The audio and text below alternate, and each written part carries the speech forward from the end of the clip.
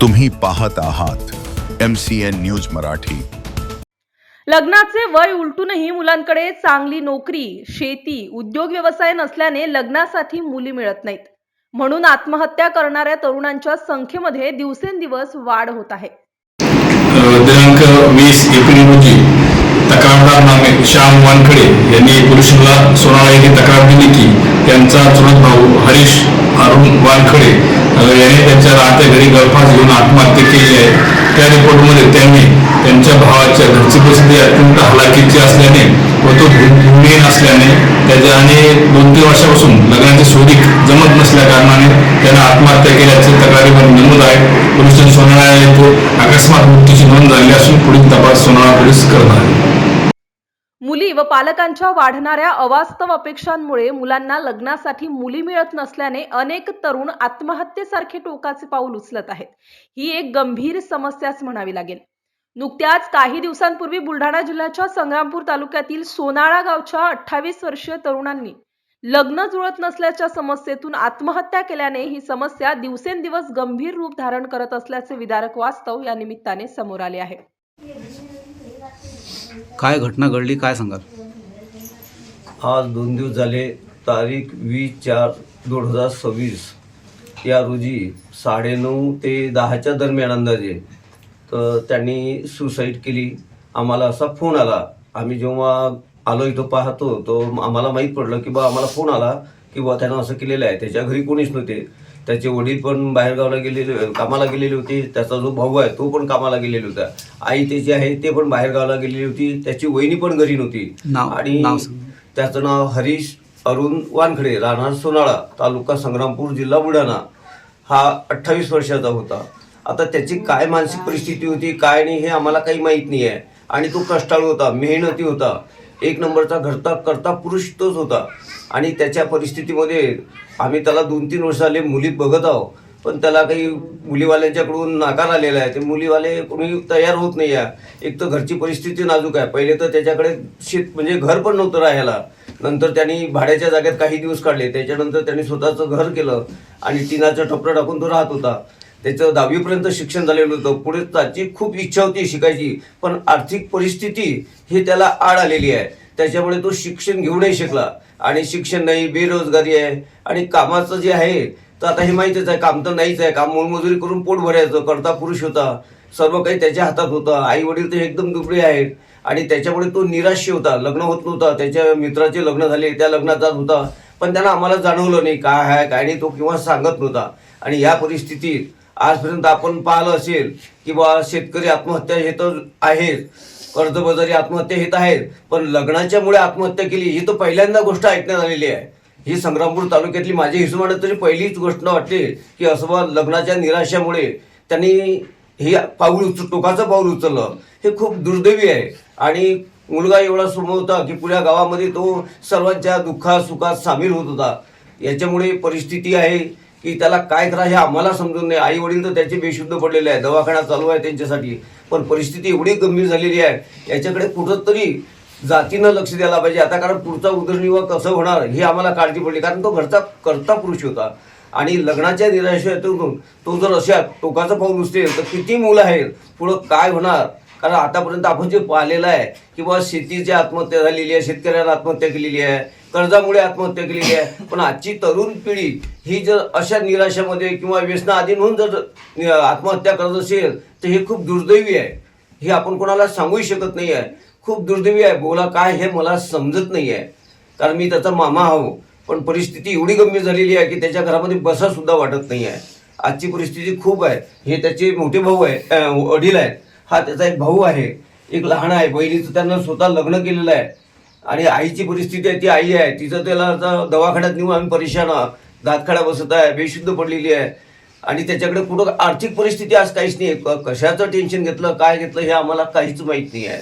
तो निराशामध्ये जगत होता आणि कोणाला काही सांगत नव्हता। त्याच्यामुळे एवढं दुर्दैवी घटना हे कोणावर याच्यापुढे घडावा नाही। शासनाने याच्याकडे काहीतरी बारकाईनं लक्ष द्यायला पाहिजे। शिक्षणाअभावी तो शिक्षण शिकला नाही, शिक्षण क्षेत्रात सुद्धा त्याची इच्छा असल्यावर आपण त्याची ते पूर्ण करू शकलो नाही आहे आणि त्याच्यामुळे तो लग्नामध्ये वंचित झाला। त्याच्यामुळे त्याची काय परिस्थिती असेल हे त्याच्या आत्म्याला माहीत आहे आणि त्याला माहीत आहे. आम्ही हे काही सांगू शकत नाही आणि त्याचं दुःख हे कोणाच्या समोर व्यक्त केलेलं नाही आहे. असा मन मिळवून मुलगा या आज आमच्यामधून हरवलेला आहे की आम्ही आता काय करा हे आम्हाला समजत नाही आहे. जिल्ह्यातील काही भागांमध्ये अविवाहित तरुणांमध्ये वाढत चाललेले नैराश्य हा एक चिंतेचा विषय बनतोय. लग्नासाठी योग्य जोडीदार मिळत नसल्याची भावना, त्यात समाजाकडून येणारा दबाव आणि वैयक्तिक आयुष्यातील अस्थिरता या सगळ्या घटकांचा एकत्रित परिणाम मानसिक आरोग्यावर होत असल्याचं यावरून स्पष्ट होतंय. ग्रामीण तसेच अर्धशहरी भागात अजूनही लग्नाला अत्यंत महत्त्व दिले जाते. ठराविक वयानंतर लग्न न झाल्यास तरुणांवर कुटुंब आणि समाजाकडून सतत प्रश्न उपस्थित केले जातात. कधी लग्न करणार? हा साधा प्रश्न देखील अनेकांसाठी मानसिक तणावाचं कारण ठरतोय. त्यामुळे सामाजिक स्तरातून सुद्धा हा विषय सविस्तर समजून घेणं महत्त्वाचं ठरते. मुलींच्या जन्मदराची घट आणि स्थलांतर हा सुद्धा एक चिंतेचा विषय मानला जातो. काही भागात मुलींच्या प्रमाणात असमतोल, तसेच शिक्षण, नोकरीसाठी मुलींचे शहराकडे स्थलांतर यामुळे विवाहासाठी जोडीदार शोधणे कठीण होत आहे. यामुळे अनेक तरुणांमध्ये हताशा निर्माण होत आहे. तसेच नोकरीची अस्थिरता, कमी उत्पन्न किंवा स्वतःबद्दलचा आत्मविश्वास कमी असणे या कारणांमुळेही विवाह जुळण्यात अडथळे येतात. काही तरुण या अपयशाला वैयक्तिक अपूर्णतेशी जोडतात, जे मानसिक आरोग्यासाठी घातक ठरू शकते आणि यामुळेच लग्नासाठी उत्सुक असणारे तरुण आत्महत्येकडे वळत असल्याचे यावरून स्पष्टपणे दिसून येते. मानसोपचार तज्ज्ञांच्या मते अशा परिस्थितीत एकटेपणा, निराशा आणि नकारात्मक विचार वाढू शकतात. मात्र ते स्पष्ट करतात की लग्न न होणं म्हणजे आयुष्य संपलं असा निष्कर्ष चुकीचा आहे. योग्य मार्गदर्शन आणि भावनिक आधार मिळाल्यास परिस्थिती बदलू शकते. त्यासाठी मानसिक आरोग्याबाबत खुलेपणाने संवाद वाढवणे, तरुणांना समुपदेशनाची सुविधा उपलब्ध करून देणे गरजेचे आहे. त्याचसोबत लग्नाबद्दलच्या समाजातील अतिरेकी अपेक्षा कमी करणे, करिअर, व्यक्तिमत्व विकास आणि सामाजिक कौशल्यांवर भर देणेही महत्त्वाचे आहे. त्यामुळे हा प्रश्न केवळ लग्न जुळत नाही इतकाच मर्यादित नसून तो व्यापक सामाजिक आणि मानसिक आरोग्याशी संबंधित आहे. त्यामुळे याकडे संवेदनशीलतेने आणि समजुतीने पाहण्याची गरज आहे. योग्य वेळी आधार आणि मार्गदर्शन मिळाल्यास तरुणांना या परिस्थितीतून बाहेर पडणे शक्य आहे. परंतु या समस्येकडे विवाह इच्छुक तरुण सकारात्मक दृष्टिकोनातून न पाहता आत्महत्येसारखा टोकाचा निर्णय घेतायत. ही एक गंभीर समस्या असून दिवसेंदिवस यामध्ये वाढच होत असल्याने हा प्रश्न भविष्यात एक भीषण समस्या म्हणून समाजासमोर उभा राहील यात शंका नाही.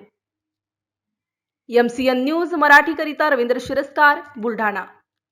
परवा सोनाळा तालुका संग्रामपूर येथील हरीश अरुण वानखडे या 28 वर्षीय तरुणाने आत्महत्या केल्याचे समजले आणि त्यामागचं कारण ऐकून अतिशय दुःख झालं आणि ही दुर्दैवाची बाब आहे आणि शासनानं याकडे लक्ष देणे गरजेचे अशासाठी आहे की जोपर्यंत युवकांचा आर्थिक स्तर हा उंचावत नाही तोपर्यंत त्यांना लग्न करण्यासाठी मुलगी कोणी देत नाही. ही परिस्थिती अशीच जर राहिली तर निश्चित उद्याच्या येणाऱ्या काळामध्ये अशा प्रकारच्या घटना घडू नये म्हणून शासनाने यावर काहीतरी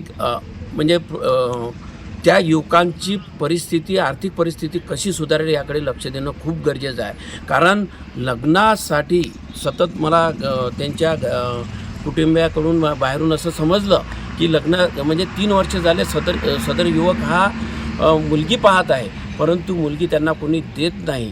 हे त्यांचं त्या मुलाने जरी सांगितलं नसेल, परंतु एकंदरीत जर विचार केला तर ही परिस्थिती झालेली आहे असं लक्षात येते. तर शासन या ठिकाणी अयशस्वी झाल्याचं निदर्शनास येत आहे.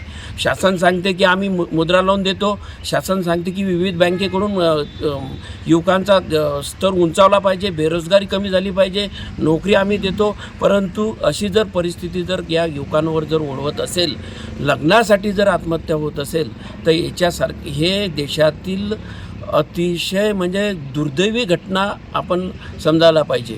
कारण बरेचसे लोक, एखादा मनोरुग्ण असेल, कोणी त्याच्या भांडणाने एखादा जर आत्महत्या करत असेल ती गोष्ट वेगळी आहे, परंतु लग्न होत नाही म्हणून जर आत्महत्या होत असेल तर शासनाने याकडे लक्ष देणं खूप गरजेचं आहे.